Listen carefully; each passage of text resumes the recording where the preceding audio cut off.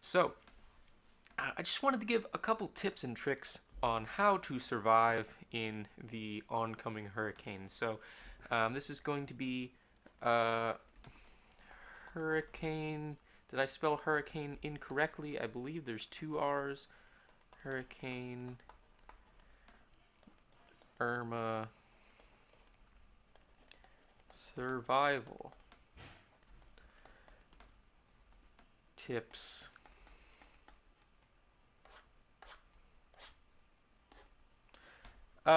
Okay, so I just wanted to give a couple little tips. We're going to clear this off, and the first one is one commodity and material that we find very important in our society today, and it may be something that you're using right now, and that is Wi-Fi. Now, Wi-Fi is a very important material that we use for our own personal enjoyment, but also it's very useful in receiving information. Um, there's no I in Wi-Fi. What I would recommend is that before the storm gets here, you actually want to take your router, and so you have maybe your router on some table, um, and what you're going to do is it'll probably have some Ethernet ports available on that router. You're going to want to take a 10-gallon bucket. Oh, sorry. Well, yeah. So let's go big or go home. 10-gallon bucket, 10-gallon drum, and you're going to take one of those Ethernet ports and plug in an Ethernet cable.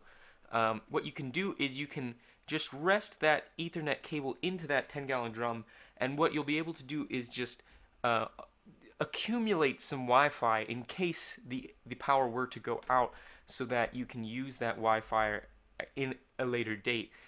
This may be important if you were perhaps trying to watch my stream again for more tips. So you can keep that in mind. You can also possibly maybe put your cell phones in there, just to try and keep the cell data available. Although I know a lot of companies are making cell data completely free for the weekend in Florida, so that's pretty nice. So that's just tip number one, and it's a fairly simple one, but I think it will help you out when the time comes. The second one, now the human body is very adaptable, so we have to keep that in mind when we are facing an oncoming crisis. So perhaps it may be a good idea to acclimate oneself to the hostile environment. Um, One could possibly do this by taking their house and cracking the windows open slightly. Now, this may not be the most enjoyable during the time, but if you have the windows open, then you're only receiving a small inoculation of the hurricane's force. So that means that when you actually are forced to survive in hurricane-like environments, you will be more apt to the actual survival. You can also do this by perhaps drinking a small amount of the floodwaters. Um, this is always a good idea, because that will allow you to perhaps gain a slight immunity to the pools and pools of bacteria.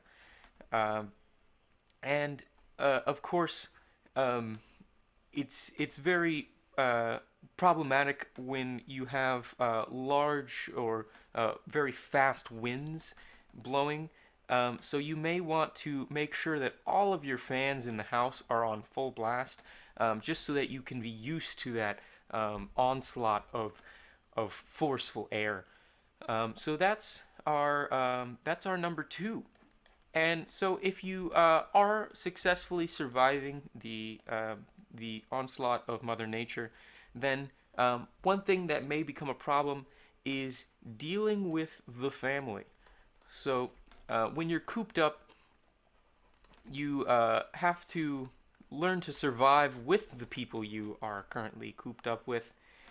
So, it's important that you are able to handle the family in any way possible. Um, so you're going to want to have some activities in order to pass the time. One suggestion may be to play the game that I made. I'll put a little link to it up in the corner if you're watching this not live. Um, play. The game is called Cluster, and it is basically poker with 25 extra rules. The overwhelming confusion can allow some of the worries to fade away into the recedes of your mind, and allow you to focus on something less important, like a weird poker game. Um, you could also perhaps play some board games. Those are always fun. And if you are some of the lucky ones that still have internet, you could pass the time by, I don't know, watching an informational live stream replay, or perhaps playing some video games.